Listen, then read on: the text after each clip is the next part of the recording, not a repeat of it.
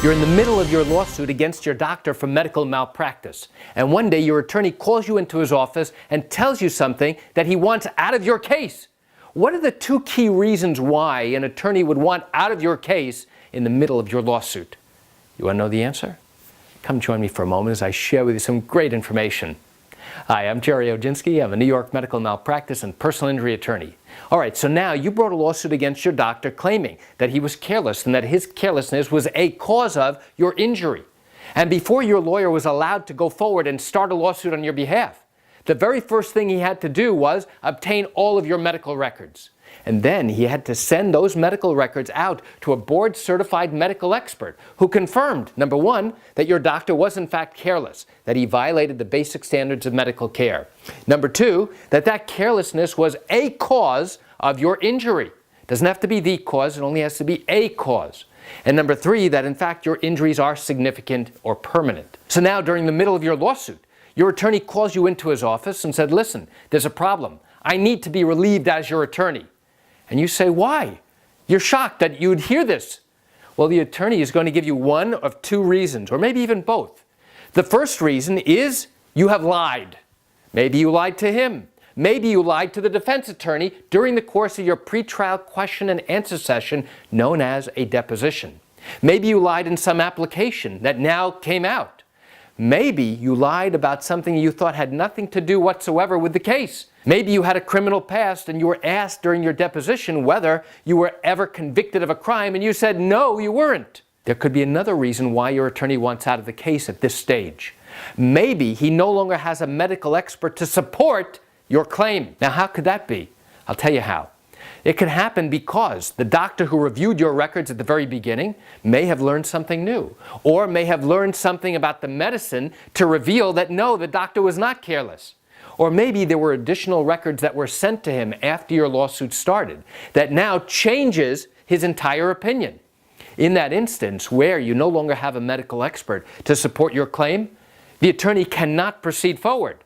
Now, there are a number of alternatives. Maybe your attorney can go ahead and try and get another medical expert. That's a possibility. Let's say he did. Let's say he tried to get a couple of other medical experts, none of whom have agreed that you have a valid basis for a case. In that instance, he cannot ethically continue forward with your case. And you turn around and say, hey, wait a second. I don't want to end my case right now. I don't want you to leave. Let's see if we can try and settle this case. Maybe the defense is willing to negotiate or try and settle this case before you ever leave. Well, guess what?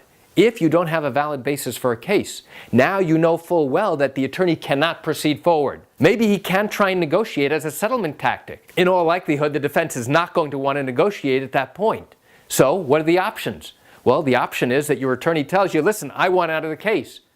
So, does the attorney simply give you a written letter that says, hey, Mr. Jones, I want out of this case, I no longer want to be your attorney, and hand it to you and you have to go find another attorney? No, that's not how it works. Once an attorney has started a lawsuit on your behalf, the process is that he now has to ask permission from the judge who's overseeing this case to be relieved as your attorney. And in order to do that, there's a little bit of a process that he has to go through. He has to prepare written papers and send them into the court to explain why he wants out of the case. And then he also has to give a copy of those papers to his adversary. So now that becomes a bit of a conflict, doesn't it? Because the judge will want to know why he wants out of the case. We're not allowed to disclose to the court why we want out of the case with any specifics. How come? Because a copy of that gets sent to our opponent and we're not allowed to release or divulge confidential information, conversations that go on between me and my client. So how does that work?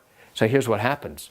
In the papers that we submit to the court, we have to let the court know in very vague terms why it is that we want out.